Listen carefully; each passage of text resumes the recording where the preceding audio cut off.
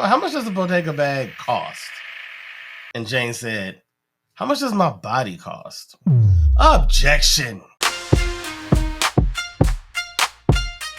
Welcome back, everybody. I am Cashmere California.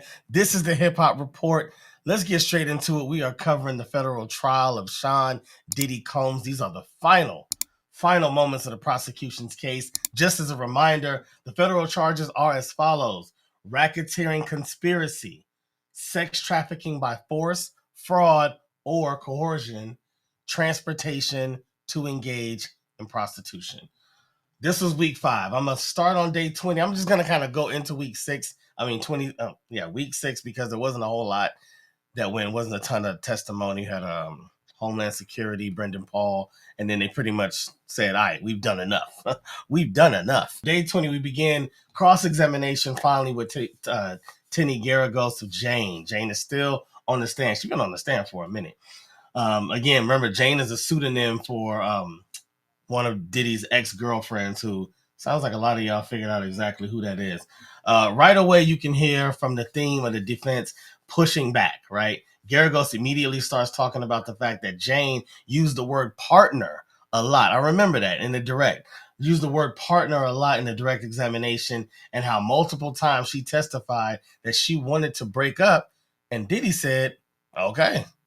Or there was times that Diddy said, you know what, let's just break up. And then she was like, nah, like she didn't leave. Like, that's a good cross. Now, this is a clear attempt for the defense to show that while this relationship was going on, Jane had no problems with the activities happening with her partner. She could have left multiple times, but chose to stay. That's huge. This pushes back on the theory that any of these acts were being done by force or coercion. Remember, we're always going to go back to the charges.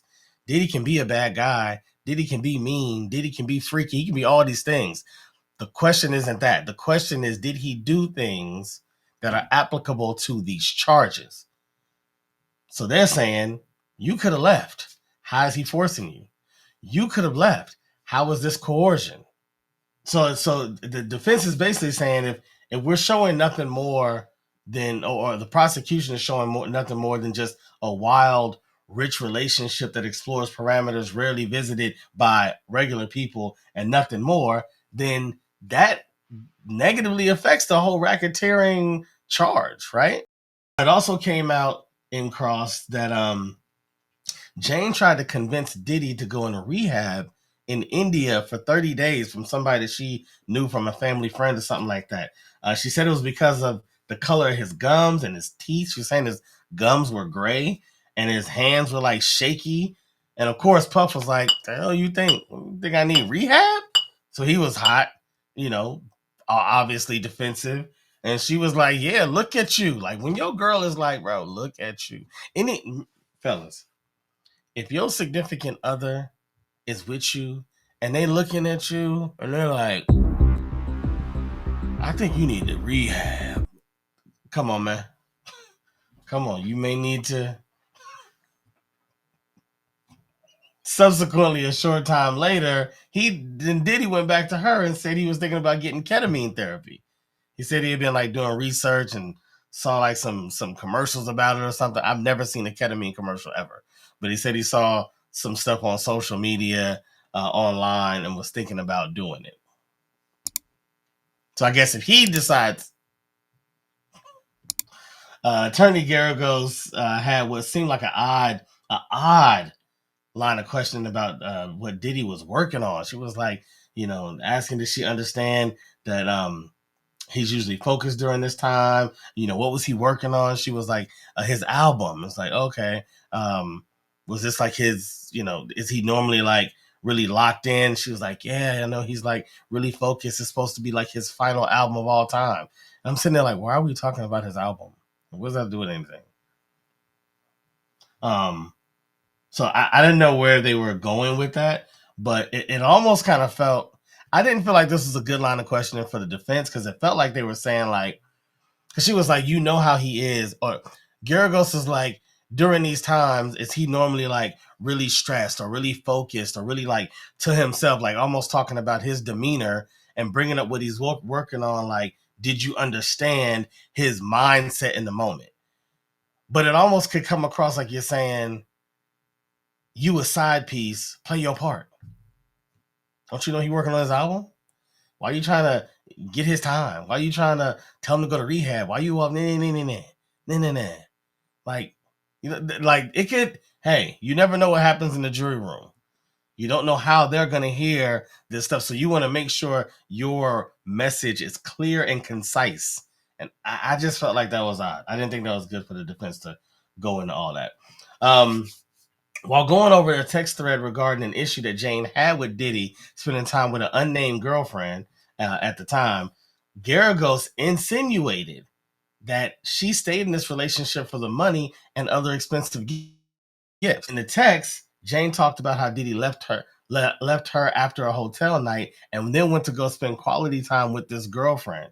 She said that the girlfriend was getting what she wanted, like his time, his affection. She saw the girlfriend on posting pics on social media about the studio and was like, I guess Puff was saying, oh, she was just over to work out. And she was like, come on, man. She's been posting pictures all week. Ain't nobody coming over just to, work out. But in that back and forth, in that text thread, Jane pointed out that, oh, she gets a Chanel bag.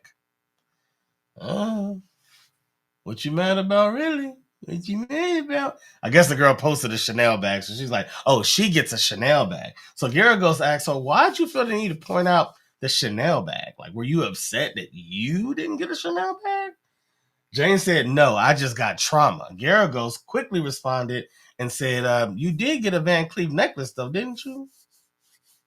You did get a Bottega bag, right, didn't you? Then she asked Jane, how much does a Bottega bag cost? And Jane said, how much does my body cost? Objection. Objection, Your Honor. Of course there was an objection. Of course it was sustained, because come on, that's non-responsive. Hey, answer the question, right? To which then she said she didn't know how much it cost. In another text conversation, Jane told Shawn, just wanted to say I loved and appreciated every detail you put together for my birthday, which is a complete contradiction. I don't know if we talked about that or if you remember, to what she also revealed through text messages that she was, I think we talked about this the other week, this was during direct, that she was upset that she had to perform with 3 different performers that birthday. So it's like, you upset that you got to, we know that you got to do what you got to do with these 3 entertainers. At the same time, you're saying thank you for all the thought you put into every detail. That's your words. Moving on. Jane actually called Diddy a cuck. Like a cuck holder. She said she came across that term one day and like she started doing more research on it and was like, this is him. He's a cuck. Like, and if you don't know, because they actually went into it, but basically like a cuck is someone who gets aroused or enjoys watching another man be with their woman and they get to watch. Hey, if it's your thing, it's your thing. Again, a lot of conversation about things that have nothing to do with the charges. He can like whatever he likes. He can want his dog to sniff your butt if he wants, whatever. It doesn't mean, well, if you're okay with it, it doesn't mean. And then that's the prosecution side. It's like, even if there were times that she was okay with it, she wasn't okay with it every time. Cassie wasn't okay with it every time. Mia wasn't okay with it every time, right? That's their whole point. And to the fellas out there, if out of 10 times she says yes 9 times and says no once the last time, it's now no. Doesn't matter, right? All right, moving on. So next day, Jane's still up there talking about how she bought the same shorts for Diddy and the entertainer. Like that was a big thing of her. She kept saying like it was difficult for her like to really get into these nights with these random people, though there were some guys that she started to become more fond of. when it was guys that were like new or strangers or ones that she just wasn't attracted to, it was hard because like they couldn't get it up. So like she would go and or they would take time getting it up. So then she would go and get erection pills at like a sex store, or she would, get sexy lingerie for herself, or she would dance, or she would have her own drugs. Like she would just try to do things allegedly to kind of move the night along.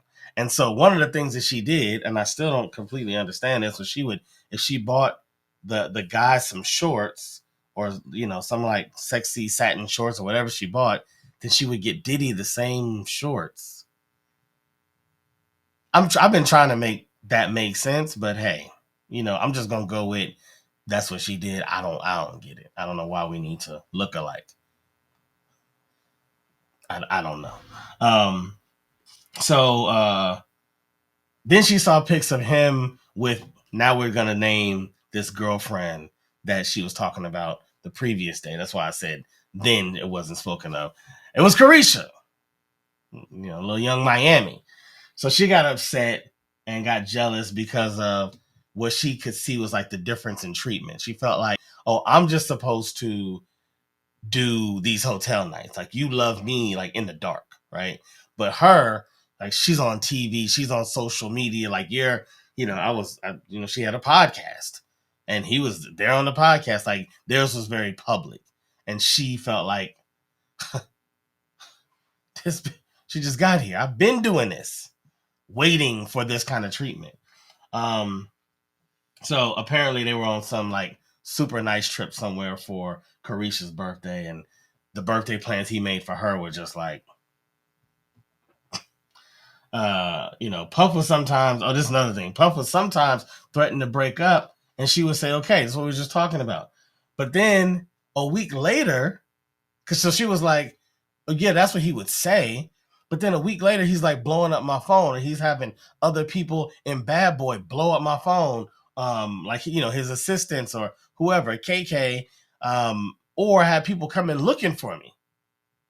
Okay, now they're starting to feel back to this like forced coercion kind of thing, right? I don't know what they say when they came, but that's a lot of pressure, right? Until finally he got her back. And then, she's like, he'd be all up in my face and trying to love me. And, like everything's back to normal.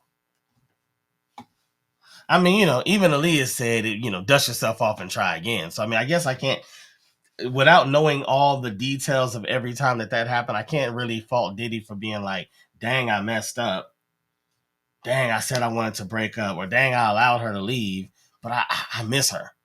And so now I'm going to do what I got to do to get her back. So then when you say, oh, but then he had other people blowing up my phone. Okay, well, and this is, we are like in our own jury room right now. These are our deliberations. It's like, well, Diddy is also a high profile, very busy person. So can he sit there like a regular person just texting you all day long? Like, nah. And if it's on his heart, he might have to be like, yo, hey, Carisha. Sorry. Hit Jane up, hit Jane. Like, did she hit me back? So who got my phone? Hey, I got anything from Jane? Hey, hit her again. Tell her we're going to be in my, you know what I mean? Like that just could be, you could rule that in other ways and not some kind of manipulation, coercion, or force. It could genuinely be love records. All right. So, so they talked about, I said, oh yeah, they talked about how Jane would make plans or ask for Puff's permission to make plans or change plans on these various nights. Like her position was that she was just, so she was saying she was just trying to get things back to normal, where it was, just her and Diddy, but the defense is trying to show the softer side of Diddy. So let me break that down. Basically, she's saying, well, yeah, I might say, I might change a plan, like, oh, instead of this entertainer, can we bring this guy? She's saying, well, I said that because I was okay with this guy. I know we can get done fast, and then I can get back to it just being me and Diddy. That's her idea. The defense is saying, nah, you was just cool with all of this. Like, you okay with it. And the fact that Diddy allowed you to move and change things how you want it, that shows that he's not pushing you. He's not forcing you to do anything. Because they're saying if you can change it, maybe you can stop it. Only they know. So yeah, so she continued to push on with the relationship, even through all that. Sorry, my leg was itching for a second. Moving on to the next day. I think she's still up here. Yeah. She's still on cross, but finally, we get to the gossip. Finally, we get to the gossip. Here is where the misquotes come. This is what we've all been waiting for. This is the point where the trial and celebrity all clash, and this is where gossip comes to die. Right? No, be born and then die, because it's all gossip.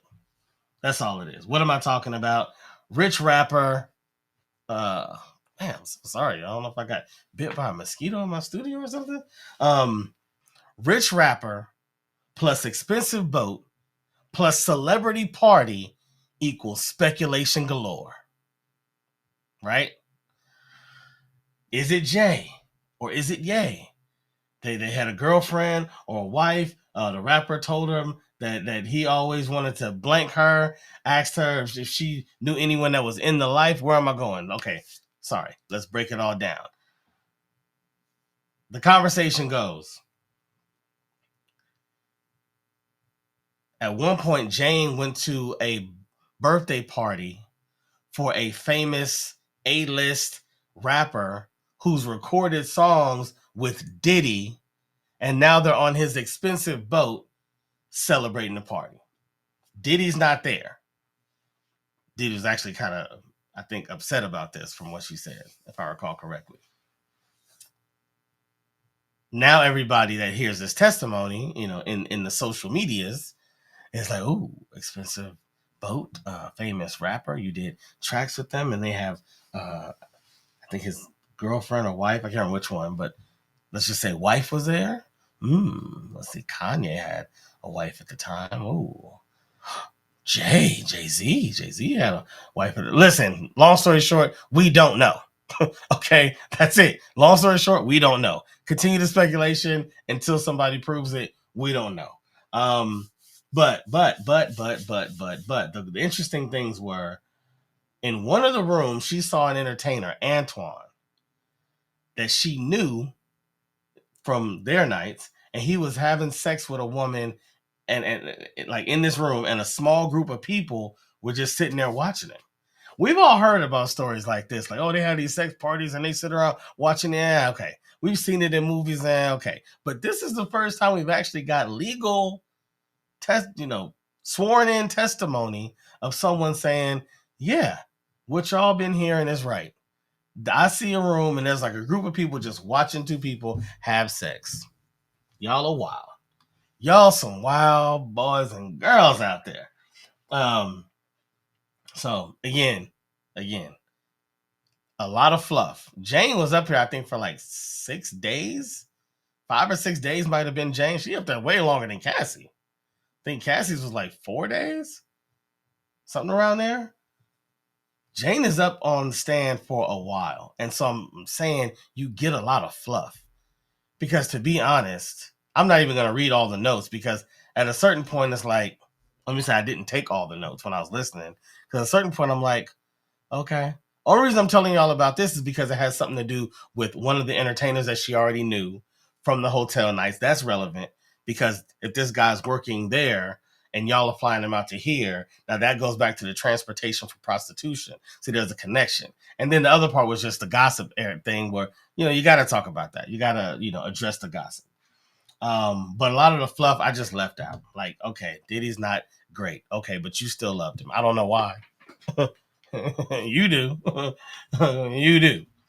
So, they finished Cross finally talking about how Jane was emotionally exhausted during this time because she had just found out about the Cassie lawsuit. She said that she didn't know about the whole Cassie situation. I guess a lot of us didn't, until But she said she didn't know there was somebody else that was going through the same thing with him. You know, the hotel nights, the pressure, the violence, the drugs, you know, all of it, right? The dangling something in front of you, like eventually I'm gonna do this for you. You know, with Cassie, eventually you're gonna have a career. With her, eventually you're gonna have a husband or a man that actually flaunts you around in public. But for now, for these next few years, let's right. Um, so you know that made her feel terrible. That led to a lot of tension in the relationship. She said they were a lot more open and honest about things during that time, but you know, ultimately the relationship's on a decline now. Everybody can be honest when you know ship is sinking. You know what I'm saying? We've seen it plenty of times. Like, oh no, we only have 8 seconds to live. I gotta tell you something. Like, that's just how it go. So they have their end of the relationship honesty moments. She didn't really say what was being said during that media storm of a time in their lives, but that's what it was. So the attorney, Maureen Comey, began redirect. That's right. She's still up there. That's right. That's right. She's still up there. Not done yet. That was just the end of cross. Began redirect and asked Jane about their trips to Turks, right? A trip to Turks and what she thought about or what she thought it was going to be. So they had a trip planned to go to Turks, which is like one of her favorite places. Jane said she thought it was going to be a makeup trip for her birthday. Remember, I told you the birthday plans were just terrible. And it was just going to be her and him. But it ended up being a hotel night with Don first, one of the guys that she's cool with, the entertainer, the prostitute. And then they actually left and went to Turks. And then it was another guy, Paul, there the whole time in Turks. So at no point was it what she thought it was going to be. There was a night that Diddy was basically hinting at a hotel night, and Jane was like, "I know what you want, but I'm not feeling it tonight." Diddy said, "It's all good." Then attorney Comey asked her to read a text that she hadn't seen. Okay, follow me. They had a plan. Oh no, Diddy's like hitting her up, like, "Hey, I'm kind of feeling like, where my freak at?" You know how he calls it. Well, I'm kind of feeling like I need to see my freak tonight. She's like, I know what you're talking about, but I'm not feeling it. Not feeling it tonight. Diddy's like, it's cool.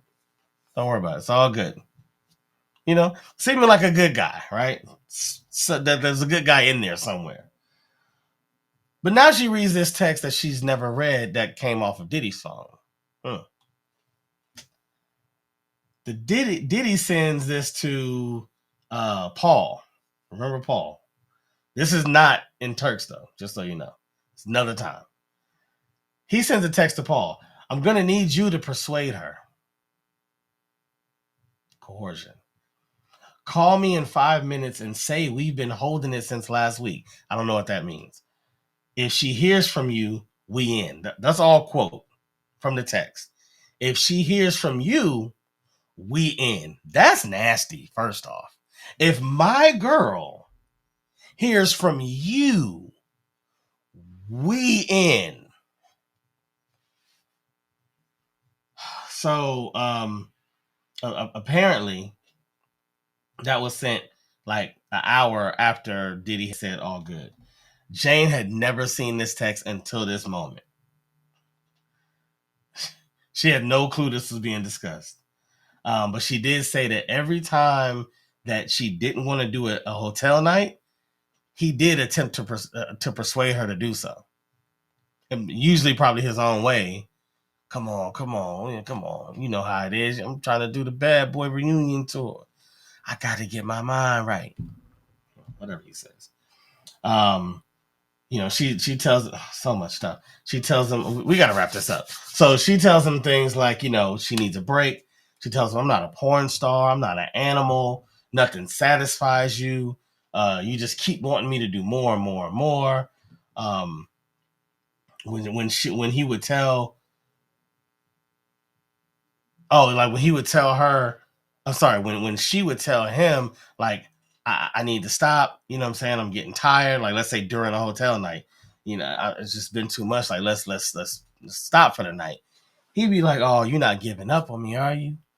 Oh, come on, let's finish strong. Come on, one more round. It's like, bro, you're not doing nothing. It's like you're just sitting over there. You're just sitting over there. She's over here doing all this work. Like, hey, just come on, one more round. What's one more round for the love God? Do it for the love God. I'm gonna do a whole another series with just like the love God. That's gonna be hilarious. There was one hotel night she actually threw up. I don't know what she threw up or why she threw up, but she did throw up during the hotel night, and he just kept encouraging her to go back out and have sex with another guy. All right, so she said she had to stop. She had been telling him that she wanted to stop doing all this stuff since 2021. Remember, they continued dating until 2024. During one of their arguments in the shower, she actually called Diddy a bitch and a pedophile. I'm gonna end there. There's some other stuff about conversations about him being violent and choking her and hitting her and her having knots on her eye. Like, we already know about his violence. We don't, we have visuals of the violence, so I'm not even going to that. But she called him a pedophile. Okay, the only allegation that's even circled around that I recall is Justin Bieber. And that hasn't been in this trial at all. There hasn't been one person that has testified to any validity to that charge, right? Or to that accusation. But she called him a pedophile in the shower when it was just them arguing. They say a drunk tongue tells no lies. Sometimes an angry one don't either. So what made her call him a pedophile? Even she didn't say anything about him bringing in no little boys. But your girl called you a pedophile. Your girl might say like, your mama's or you got a little or whatever. Like, she might say some stuff. And on the inside, she probably thinks that stuff. I'm pretty sure if you 11 inches long, she ain't like, what your little old, you know what I'm saying? But girls try to hit you where it hurts. But don't nobody just slang out pedophile. I'm gonna leave that there. I may still have to cut this up into a couple videos. I was gonna end everything with this one, but I don't want to keep y'all here too long. So we had day 23. Jonathan Perez gets on the stand. He was another personal assistant for Diddy. He talked about the King Nights, basically being just what he knew about it was to be a private night with just Shawn and a female. He didn't really know about the prostitutes and all that. He gave more details about the hotel nights, drug use, the kinky outfits, buying baby oil, setting up the room. In a text to KK, she asked, or in text with KK, she was asking how the cleanup was going. And one of the other guys that was, doing the cleanup, his name was Joey, said that he had slipped and fell twice. Oh, I slipped and fell twice from baby oil. Oh, wow. What are we doing?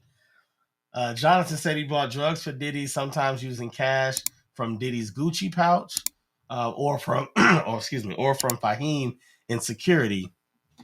He said he bought cocaine, Molly, Xanax, a ton of others. He'd also get reimbursed or paid through TriStar. So again, this is them showing that Bad Boy as an enterprise is doing this. Shawn Diddy Combmes as an enterprise is buying drugs, is getting drugs passed off to other people, having groups of people, group could be 2 or 3, including him, groups of people doing drugs, and it's coming out of his pocket. This cash is coming out of his Gucci pouch that he had to keep all the time that had drugs and money in it. It's getting reimbursed from TriStar. TriStar is a company that manages all of Diddy's finances, basically his business management company. Or Fahim. I'm pretty sure Fahim ain't just paying for Diddy's drugs with his money, right? So Jonathan's still on the stand, and then during cross, the defense attempted to establish that the King Knights were a personal and not business. That's a good angle.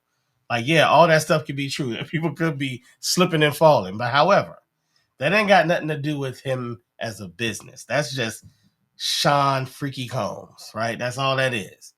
Shawn Freaky Combs. Nothing more, nothing less. They said Diddy never told him directly to set up the King Knights, and that it wasn't, and that he wasn't getting paid to set up King Knights. That's kind of reach. Um, they said that he just did it because he's a nice guy, right? And Jonathan said, right, bro. So Diddy doesn't pay you at all, right? If Diddy's not paying you at all, you just going and slipping around in baby oil, cleaning up hotels, just because you're a nice guy. Come on. The defense didn't really have a lot for that. I felt like Jonathan didn't give a lot of new, explosive testimony.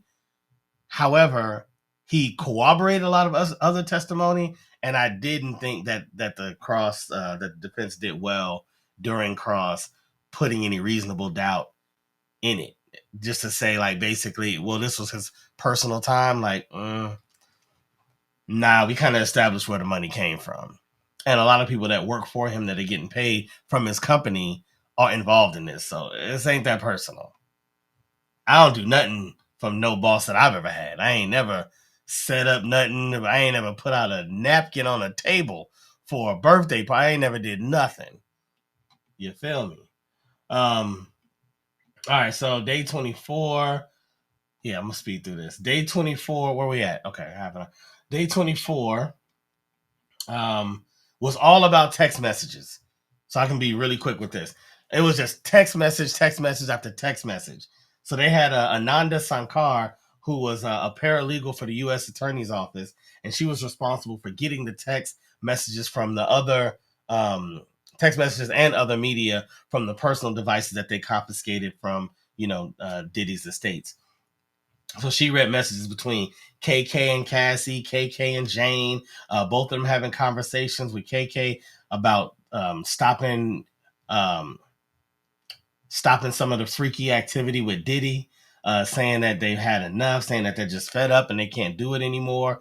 Both of them had these conversations, obviously at different time frames, but all with KK, showing that KK knows about this, which means Diddy knows about this. KK, remember, is Christina Coram. That's Diddy's right-hand woman. Cassie talked to KK like a little sister or like a sister, and told her that Diddy was threatening to expose her sex tapes to her baby father and then send them to the police for some reason. I still don't get that. Talked heavily about all the trauma that she suffered and how she was going to recover and how she was trying to recover from it. Asking him for space and time for her to be with God and just to recover from everything that had happened. And he was basically still being very possessive and not wanting to let her go. All just, again, text messages, conversations showing that these women are done. Like, you've broken them. They're ready to go. And you're still, even at the end of James, even at the end of Cassie, he's not letting these women go. He's not. Day 25 was mainly a special agent, Delisa Penland, who read aloud more text messages from the confiscated phones, making flight plans, business arrangements, scheduling prostitutes, and so on. Basically, what they're doing now is they're putting a bow on all of it. They're putting a bow, it's like an onslaught of verbal, personal testimony that's sworn in, so you're supposed to receive it as the truth, as fact, right? Factual evidence, but the jury has their right, to decide who's believable, who's not, who's credible, who's not, right? But now this is saying, okay, right before you guys go in the back and start talking about this, and you start getting wrapped up into, do I believe Jane, that I believe when Mia said this, that I believe. Let's go to the text messages, because the text messages are going to establish fact.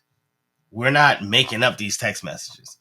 These text messages are all authenticated. They've been verified and looked at by both parties. Everybody knows about them. Now the jury gets to know about them. And so that's all we're doing now. The text messages, just now we locking it in. He was doing these things. He was scheduling prostitutes. He was scheduling. Matter of fact, I was going to say it later, but tomorrow for day 26, they actually brought on a Homeland Security agent. He was the last person to testify, and he just had reams of records showing hotel stays, travel records, arrangements of male prostitutes, all the paperwork that proved the accusations of the criminal enterprise for the prosecution. So you got text, you got paperwork, you got invoices, receipts. I mean, whew. So I jumped there, but I'll end with Brendan Paul, who was also on day 26, which was the last day of testimony. And Brendan Paul, who's the ex-basketball player that we all saw that got apprehended when Diddy got the day of Diddy's raid on his homes. And remember, they arrested this guy at the airport that had cocaine on him? Brendan Paul. So Brendan Paul was an ex-basketball player for Syracuse, and basically, at least what the media called him, was Diddy's drug mule. He testified about the rules that he got the moment he took the position. And, they were telling him, basically, this is going to be your whole life. Like, break up if you got any relationships, like, let your family know, like, you're not really going to be able to do anything else. Matter of fact, he said there were times that he stayed up for 3 days straight. So this was like a fully all-encompassing job. They didn't really have him talk about a lot of the hotel night stuff. I don't know if he was around it or not, but he did talk about, the drugs. He did talk about a few things, not a ton. I think they just kind of had him because he essentially kind of turned into being part of it and being the guy that, he did say he would buy drugs and get drugs for Diddy and carry Diddy's drugs around. Matter of fact, when he got arrested, they were asking, he had cocaine in that bag, and they were asking him, whose is it? Is it yours? And he said, no. And at first he didn't tell them whose it was, trying to be loyal to Diddy. Later on, they asked him whose drugs was it, and he finally said it was Mr. Combs. And he admitted, I didn't say it in the beginning because, it was being loyal. You can't be mad at him for that. But once the feds start pushing, you got to come up off that info or else. And that was it. The prosecution rested, ladies and gentlemen. The prosecution rests. They will not say anything more until closing arguments. They feel as though they have put in front of the jury a case that exemplifies all of the charges that were alleged. And with that, they wipe their hands. The defense, it's on you. The court will call the defense to present their case. The defense stands up. Okay, so what are we going to do? Who we sending first? Oh, so then, okay. Okay, we ready, Your Honor. No witnesses. Thank you. That was it. The defense called no witnesses. The defense called no witnesses. What does that mean? Does it mean that they couldn't? Does it mean they couldn't find any? Does it mean no one would actually testify against Diddy? For Diddy in this case? Could be. But it also could just mean, and this is a very strong tactic, a very chancy, a very risky tactic that some lawyers use, that basically they're saying the burden is on them. The burden is always on the prosecution. Our job is to create reasonable doubt. Our job is to present our client's case and show you the elements that they're not showing you so that you can see what we are trying to show you that it really was and create the reasonable doubt against their case. But the case is theirs. They're bringing the case against our client. We're not calling any witnesses because we don't feel that they did their job. We don't feel that they met their burden. Risky. But that, ladies and gentlemen, is the end. Until closing arguments. But as far as evidence goes, there will be no more witnesses. There will be no more evidence presented. There will be no more text messages read. We are done. The federal trial of Shawn Diddy Combs has concluded for the prosecution and the defense. And next, we will have closing arguments from both sides, and then jury deliberations. And shortly after that, the verdict will be read. Stay tuned. Subscribe, like, comment. Let me know what you think. We went through the whole trial now. What do y'all think? Innocent? Guilty. Not guilty? Guilty. That's what it really is. Not guilty? Guilty. From Cashmere, California, y'all. This is the Hip Hop Report. Man, this has been amazing. Thank y'all for rocking with us. I got us done. That was week 5 and half of week 6, because then we were done. That's it. We're out of here. I'm out of here. Peace.